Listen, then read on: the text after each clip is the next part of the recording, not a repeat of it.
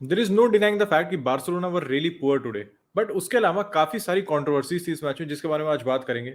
जो पेड्री वाला गोल था, क्या वो गोल होना चाहिए था? कि अंसु फाटी की handball according to FIFA rules शायद वो हैंडबॉल नहीं है, तो उसके उसके उसके अंदर जाएंगे, आज उसके थोड़ी रिसर्च करेंगे। उसके अलावा जो डम्फ्रीज वाली हैंडबॉल थी, उस पर थोड़ा सा सेंस बढ़ाएंगे कि कैसे वो हैंडबॉल नहीं दी गई। एंड जो वार का इसमें रोल है, मेरे समझ में नहीं आता, क्योंकि बायर्न के मैच में ये हुआ था डेविस के साथ, जो डेम्बेले पे टैकल किया था, आज के मैच में फिर हो रहा है। तो ठीक है, overall we are not good, लेकिन did we deserve to lose this match? I don't think so boys. अगर आप फर्स्ट हाफ की बात करो और आप पूरे मैच की बात करो, तो इंटर का जो सेटअप था ना आज, वो बायर्न वाले मैच से बहुत ड्रास्टिकली डिफरेंट नहीं था इन टर्म्स ऑफ उन्होंने बारसा को जैसे फेस किया, जैसे सेटअप किया अपने आप को, वैसे ही उन्होंने बायर्न के खिलाफ किया था। बस जो सबसे बड़ी दिक्कत थी आई थिंक बारसा की गेम में आज, वाज दैट इंटर को उन्होंने लो ब्लॉक को अटैक उस इंटेंसिटी से, उस टेनासिटी से नहीं किया, ना उस लेवल से प्रेस किया जिस लेवल से बायर्न ने किया था। क्योंकि आप बारसा और बायर्न का बिल्डअप प्ले देखो कंपैरेटिवली दोनों परफॉर्मेंसेस में, तो बायर्न ने बहुत जल्दी इंटर को, आप कह सकते हो ना, जैसे ही इंटर प्रोग्रेस करने की कोशिश कर रही थी, जैसे ही डिफेंस मिडफील्ड में बॉल ला रहा था, बायर्न वहीं पे उनको सबसे ज्यादा प्रेस कर रही थी मिडफील्डर्स के थ्रू। मुसियाला को आप देख रहे थे, आप विंगर्स को देख रहे थे, वो बिल्कुल कॉम्पैक्ट प्रेस कर रहे थे और टाइम ही नहीं दे रहे थे इंटर को, कि चाहे आप लॉन्ग बॉल खेलना, चाहे आप कुछ कहो, टाइम ऑन द बॉल नहीं मिल रहा था। एंड उससे इंटर ने टर्नओवर्स बहुत किए। आज बारसा के गेम में आई थिंक सबसे बड़ी चीज लैकिंग वो थी कि कोऑर्डिनेटेड प्रेस नहीं थी, प्लेयर्स डिडंट लुक, आप कह सकते हो ना, कोऑर्डिनेटेड प्रेस में आप सबसे ज्यादा क्या चाहते हो कि प्लेयर्स को पता है कब प्रेस करना, ट्रिगर्स उनके बहुत, आप कह सकते हो बिल्कुल थॉरो होते हैं अपने ट्रिगर से, और वो बिल्कुल सही टाइम पे प्रेस करते हैं। वो दूसरी टीम को सांस ही नहीं लेने देते। I think it was very easy for Inter to play out from the back today, not play out from the back मतलब लॉन्ग बॉल्स डाल रहे थे, ज्यादा कोई प्रेशर नहीं था। आप जो कह रहे थे सेकंड बॉल्स को भी देख रहे थे, सेकंड बॉल्स में भी Barça was not contesting with that level आप जो जिससे एक्सपेक्ट कर रहे थे। एंड इसमें कहीं ना कहीं आप कह सकते हो रोनाल्ड अराउjo का एब्सेंस फील हुआ, क्योंकि अराउjo के साथ ये है कि आपके डिफेंस में एक देखो होता है ना बुलडॉग मेंटालिटी वाले जो प्लेयर्स होते हैं, कि बिल्कुल जो एग्रेशन लाते हैं आपकी डिफेंस में, और जो अनसेटल करते हैं दूसरे प्लेयर को, चाहे आप सेकंड बॉल कंटेस्ट करो ना करो, बट जब लॉन्ग बॉल आती है ना, तो ऐसे प्लेयर्स ऐसे वो आपको बस पुश करना या कहीं अपनी बॉडी यूज करना है, बस अपने आप को अपना प्रेजेंस फील कराना, उस टाइप का प्लेयर आई थिंक लैकिंग था कहीं ना कहीं आज। बिकॉज आप जैसे एरिक गार्सिया को देख लो, क्रिस्टेंसन को देख लो, I wouldn't define their centre back defensive style as somebody जो बहुत अग्रेशन से खेलते हैं। ठीक है, एरिक गार्सिया का रीडिंग के मामले में आप कह सकते हो, क्योंकि फिजिकली बहुत बड़ा वेल बिल्ट नहीं है, तो उसकी गेम रीडिंग ही कॉम्पनसेट्स विद दैट। क्रिस्टेंसन का भी मैं कहीं ना कहीं कहूंगा कि distribution and game reading are his better aspects, but physicality मुझे बहुत कमी लगी। एंड वही फिजिकलिटी की कमी से I think inter played around that very well, और इंटर ने एक तरीके से कह सकते हो कि अपना जो उनका गेम प्लान था बहुत स्मूथली काम किया उनका, ज्यादा ट्रबल नहीं हुए थे, उनके पास कंपैरेटिवली ज्यादा फिजिकलिटी भी थी बारसा से, इसलिए आई थिंक बारसा फिजिकली आज काफी ऑफ द पेस थी गेम में। और भाई चालन का गोल बेहतरीन गोल भी था, चेरी ऑन द टॉप होता है ना परफॉर्मेंस, और वैसा ही गोल चाहिए आपको जो जिस हिसाब से इंटर खेली थी ना, needed goal like that and they got one. अब आते हैं बारसा की तरफ। तो डिफेंस की अच्छी ने बात कर ली, एक और इंजरी हो चुकी है, क्रिस्टेंसन को इंजरी हो चुकी है, इंजरी अपडेट आज सच कोई नहीं है अभी, लेकिन one more centre back is out. Pique आया था, ठीक है, Pique did his role pretty well. बाकी डिफेंडर्स पे अगर फोकस करूं, रोबोटो के साथ दिक्कत ही, रोबोटो इतनी बात खेल रहा था, रोबोटो के साथ ना जैसे एक तालमेल होता है ना आपके विंगर के साथ। अब बात यह है कि जब वो एकदम बैक फाइव होकर डिफेंस उनकी मिडफील्ड लाइन के इतनी चिपकी हुई है, तो क्या करना है आपको, विंग पे डबल अप करना होता है। रोबोटो एक भी साइड मुझे डेम्बेले को ऊपर ओवरलैप करते हुए पूरे मैच में एक बार भी नहीं दिखा, जितनी बार भी था वो अंदर था, वो जावी के इंस्ट्रक्शन हो चाहे जो हो, लेकिन एक बार भी ओवरलैप करते हुए नहीं दिखा। हो सकता है फिटनेस इशू हो। ठीक, Alonso was okay, final delivery उसकी लैकिंग थी, गोइंग फॉरवर्ड के लिए हम उसको खिला रहे हैं, फाइनल डिलीवरी आपकी लैकिंग है, तो फिर आपको किस लिए खिला रहे हैं? मिडफील्ड बस आज के मैच की ना एक सिल्वर लाइनिंग है, that's Pedri. Pedri had again a very good game भाई। मिडफील्ड में स्ट्रिंग्स पुल कर रहा था, कंपोजर भाई आप दिखाता ही है, पासिंग उसकी है, ये क्रॉस फील्ड बॉल सब देख रहे थे। पेड्री का अच्छा गेम था। गैवी आज के मैच में मुझे नहीं दिखा, गैवी से जो एक इम्पैक्ट दिखते जो फॉरवर्ड प्रेस के लिए उसे खिलाते जैसे बायन वाले मैच हम कर रहे थे, वो आज बिल्कुल नहीं था गैवी की तरफ से। ठीक है, और अगर मैं लेवेंडोस्की पाऊं, लेवेंडोस्की का एक और बड़ा मैच, और लेवेंडोस्की फिर इस मैच को घोस्ट कर गया भाई। भाई हमने लेवेंडोस्की को क्यों साइन किया? हमने लेवेंडोस्की को डेफिनेटली विक्टोरिया प्लेजेंट जैसे मैच में गोल मारने के लिए किया है, मलोरका के खिलाफ गोल मारने के लिए किया है, लेकिन जो हैवी प्राइस टैग दिया गया 50 मिलियन का आपका at 33 years old, is for matches like this भाई। इस मैचेस में आपको परफॉर्म करना होगा against Bayern, do not turn up. Bayern में कम से कम चांस तो मिली थी, आज तो लेवेंडोस्की पता ही नहीं क्या कर रहा था भाई। फर्स्ट हाफ में पता नहीं क्यों इनसाइड फॉरवर्ड खेलने की कोशिश कर रहा था, वो लेफ्ट हैंड साइड पर ड्रॉप डीप कर रहा था।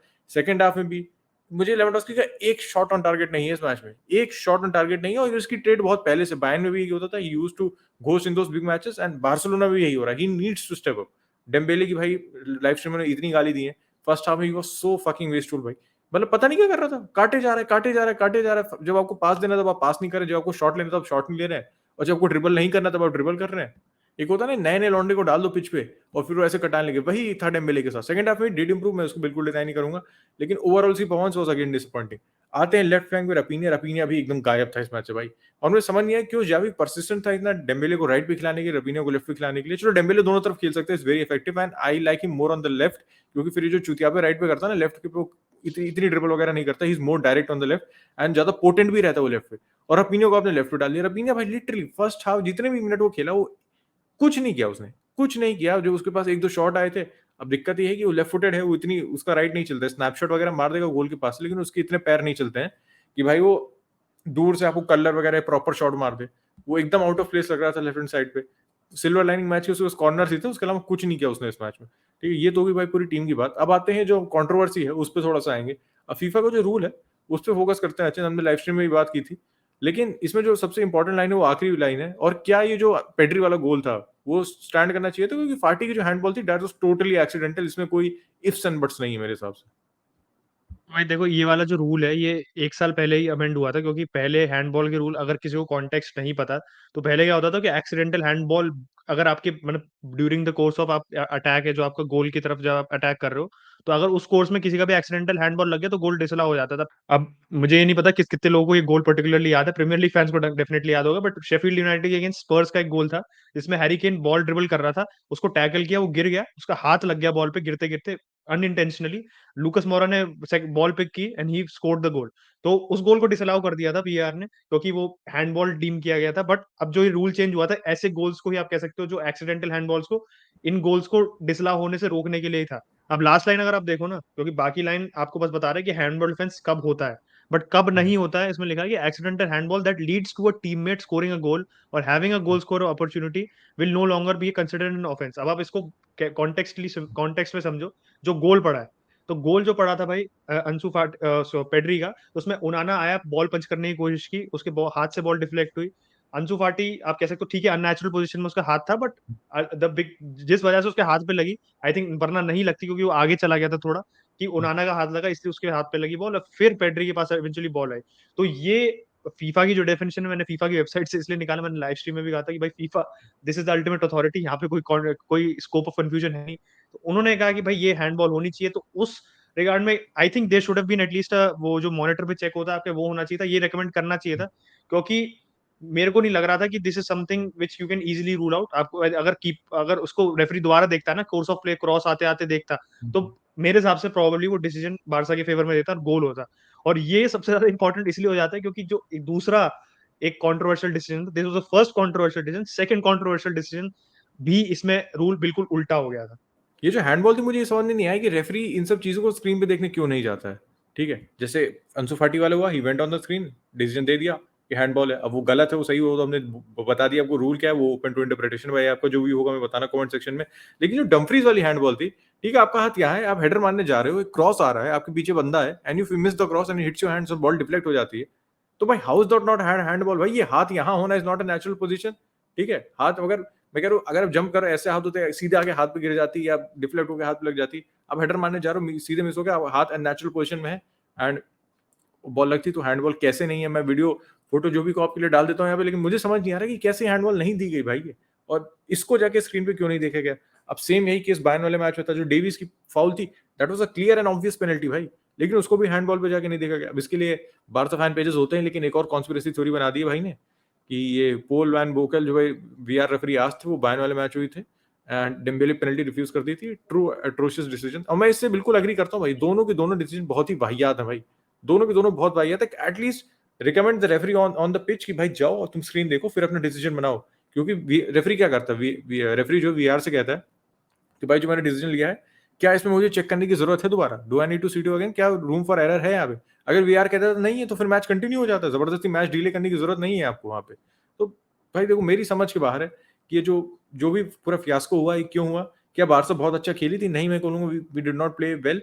हमें ऐसा लग रहा था कि हमने 11 बंदे पिच पे डाल दिए भाई, जिन्होंने पहले कभी साथ खेला नहीं, ना केमिस्ट्री थी, ना चिंदबाद की, ना प्रेसिंग में वो कोई केमिस्ट्री थी, ना गोइंग फॉरवर्ड कोई केमिस्ट्री थी, ना एक दूसरे की होता ना, when you get the ball you know what the other player is doing, जब आप साथ में खेलते हो, वो तो था ही नहीं, वो तो छोड़ दो, बहुत दूर की बात है, दूर का सपना था बारसा की टीम के लिए आज।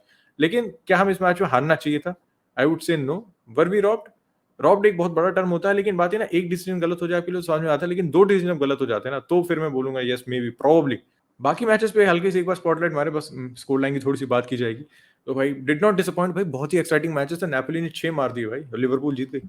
नापोली का प्लेयर जिसका कुछ लोग क्वाराडोना कह रहे थे, क्वार्टशेलिया नाम से ही मैंने ले लिया भाई। मैं यही प्रैक्टिस करने की कोशिश में लगा हुआ था कि भाई नाम इसका सही बोलना है। But he was again on point. मतलब उनके लिए कांस्टेंट थ्रेट बन गया ना लेफ्ट से। उनके पास ऐसा एक प्लेयर नहीं था, मर्क्यूरियल टाइप का प्लेयर, कि आउट ऑफ नोवेयर 10 मिलियन में साइन किया and he is constantly popping up from them. 6 गोल मार दी, लिवरपूल को भी पेला था पूरी तरह। बट लिवरपूल की बात करूं तो Liverpool also got a much needed victory, क्योंकि लिवरपूल जिस हिसाब से लीग में फॉर्म चल रहा था, नोबडी कुड हैव प्रेडिक्टेड कि लिवरपूल कोई आसानी से जीत जाएगी। ठीक है, standard of opposition was rangers अभी तक पिटते ही आ रही है चैंपियंस लीग में। But Liverpool needed a victory, got the victory.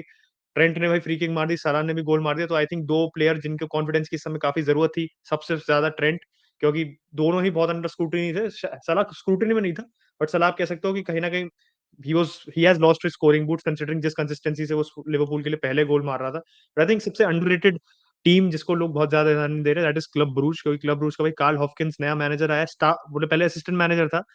3 match 3 victory and सबसे बड़ी चीज, एक भी गोल कंसीड नहीं किया उन्होंने अभी। और ऐसा भी नहीं इनका स्ट्रेट फॉरवर्ड ग्रुप है कि आप कह दो कि भाई ठीक है ऐसे लाइट वेट्स हैं ग्रुप में, इनको तो हरा सकते हो। लेवरकूजन, पोर्टो और एटलेटिको है तीनों।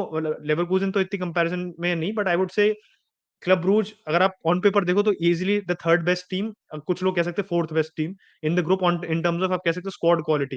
एंड उस हिसाब से भाई नए मैनेजर के साथ इतना अच्छा स्टार्ट करना, it's really underrated. And I think पिछले सीजन उन्होंने और भी मुश्किल ग्रुप था, क्योंकि पीएसजी वगैरह और लाइप्जिग थे, उसमें उन मैचेस में भी उन्होंने they turn up. But I think अगर राउंड ऑफ 16 में चलेगी, जो मोस्ट लाइकली इस पॉइंट ऑफ टाइम पे चले जाएंगे, दिस इज अ टीम जो थोड़े आप कह सकते हो ना, पोर्टो या कभी कभार आपके अलग अलग ये टीम बेनफिका जैसे, कभी कभार या विलारियल, जो डार्क हॉर्सेस से होते हैं कि जो थोड़ा आगे तक चले जाते हैं, they trouble the big teams.